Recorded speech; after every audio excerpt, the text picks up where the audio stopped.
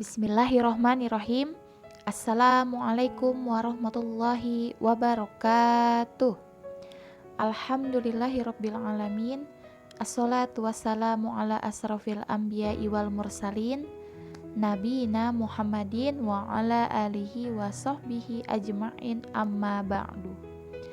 Alhamdulillah, kita dapat dipertemukan kembali dalam program BSI hari ini, Selasa 31 Agustus 2021. Senang sekali Ustazah dapat menyapa antum lewat BSI kita pada pagi hari ini. Kali ini Ustazah Desi akan menyampaikan materi terkait bersegera mencari ilmu, ya teman-teman. Jadi materi kali ini masih berkaitan dengan materi yang BSI pekan lalu, ya teman-teman. Baik, simak baik-baik ya BSI kali ini. Berikut materinya. Bersegera mencari ilmu. Islam sangat memuliakan kedudukan ilmu. Dalam Islam, seorang muslim wajib mencari ilmu, bahkan sejak ia masih dalam buayan ibunya. Sampai kapan?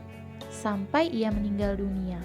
Artinya, tidak ada garis finish dalam mencari, mengajarkan, dan mengamalkan ilmu. Nah, sikap puas diri dengan ilmu yang telah diperoleh menunjukkan kepayahannya pada dirinya tersebut.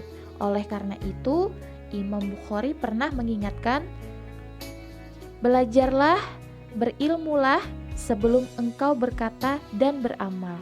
Atau kita coba ingat perkataan Umar bin Khattab, al-ilmu qoblal amal. Ilmu itu mendahului amal. Ya, teman-teman. Nah, di sini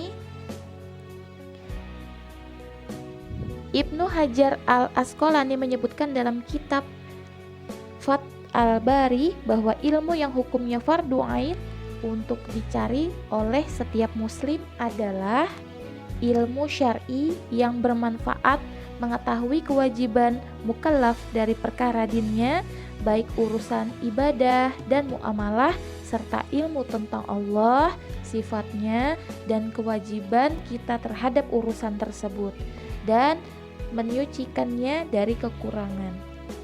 Adapun semua itu berputar pada tafsir, hadis, dan fikih. Fath al-Bari 141, ya teman-teman. Nah, jadi jelas ya, menuntut ilmu sangat perlu ya. Jika selama ini kita merindukan umat bangkit dan berjaya, maka ya ilmu kuncinya ya. Jadi kuncinya ya bersegera untuk mencari ilmu tersebut. Sebagaimana Imam Syafi'i pernah sampaikan, sesungguhnya kehidupan pemuda itu demi Allah hanya dengan ilmu dan takwa, memiliki ilmu dan bertakwa. Karena apabila yang dua hal itu tidak ada, berarti tidak dianggap hadir dalam kehidupan ya. Luar biasa. Nah teman-teman, Imam Syafi'i gak asal bunyi dengan perkataannya ya. Jadi beliau benar-benar membuktikan perkataannya pada dirinya sendiri. Coba bacalah sejarah tentang pemuda Syafi'i. Dia menggadaikan masa kecilnya untuk mencari ilmu. Nah bayangkan ya teman-teman, pada saat usia kita yang masih kecil, yang masih suka bermain, mencari teman, bermain bersama teman-teman. Nah Syafi'i ya berbeda ya. Beliau menggadaikan masa kecilnya ya untuk mencari ilmu, berguru kepada para ahli ilmu, salah satunya Imam Maliki. Hasilnya pada umur yang belia ya, yang masih muda sekali, Syafi'i berhasil menghafal di luar kepala kitab Al-Muwatta karangan gurunya. Selain itu beliau juga hafal Al-Quran sebelum dia balik. Sungguh luar biasa bukan? Masya Allah ya teman-teman. Jadi seorang Imam Syafi'i wajib kita teladani ya. Tidak hanya terkagum-kagum dengan perjalanan hidupnya, tapi kita wujudkan dalam sikap ya, menjadi manusia pembelajar yang getol untuk mencari ilmu, yang rajin untuk mencari ilmu, yang semangat dalam mencari ilmu ya. Seorang pemikir dari Beirut Mustafa Al-Ghalayani berkata, ya teman-teman, adalah terletak di tangan para pemuda kepentingan umat ini, dan terletak di tangan pemuda juga kehidupan ini. Kemudian Mustafa Kamil, pemikir dari Mesir, berkomentar lagi ya. Kemudian pemuda yang payah ya, yang beku, artinya tidak punya ruh jihad untuk memajukan bangsa, matinya itu lebih baik daripada hidupnya. Wah, luar biasa ya teman-teman. Nah, jadi di sini menuntut ilmu adalah salah satu cara meningkatkan taraf berpikir. Tentu bukan hanya ilmu yang dipelajari di sekolah aja ya, tapi ilmu yang bukan hanya sekedar membuat pintar ya, menjadi pintar ya, lebih dari itu, yakni bukan ilmu yang sekedar dipelajari tapi untuk diterapkan juga dalam kehidupan sehari-hari. Ya teman-teman, ilmu yang bisa membentuk pemahaman, karena pemahamanlah yang melahirkan perilaku ya. Begitu baik. Kemudian pada slide selanjutnya, jadi generasi terdahulu lahir juga dari kelompok menuntut ilmu. Rasul dan para sahabat berkumpul di rumah seorang sahabat bernama Arqam bin Arqam. Sejarah juga pernah mencatat Muhammad Al-Fatih, sang penakluk Konstantinopel yang juga lahir dari pembinaan majelis ilmu dengan gurunya Asyamsuddin. Maka generasi sekarang juga harus lahir dari majelis ilmu. Sekali lagi, bukan ilmu yang bermakna ilmu pelajaran sekolah saja, tapi ilmu kehidupan ya, yang lebih luas cakupannya, yang lebih menyeluruh ya, yang lebih bermanfaat ya, ilmu yang lebih mendasar tentang pondasi kehidupan ya, akidah.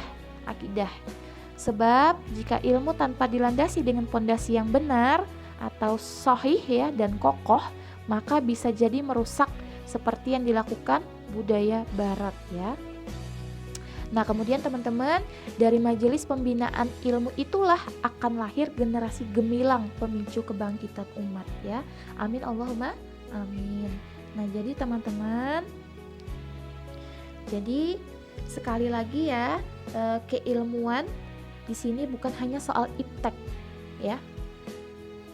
Bahkan maju dalam iptek saja bukan jaminan untuk bisa bangkit ya, tapi harus didasari oleh pondasi atau akidah Islam yang kuat ya, yang kokoh ya.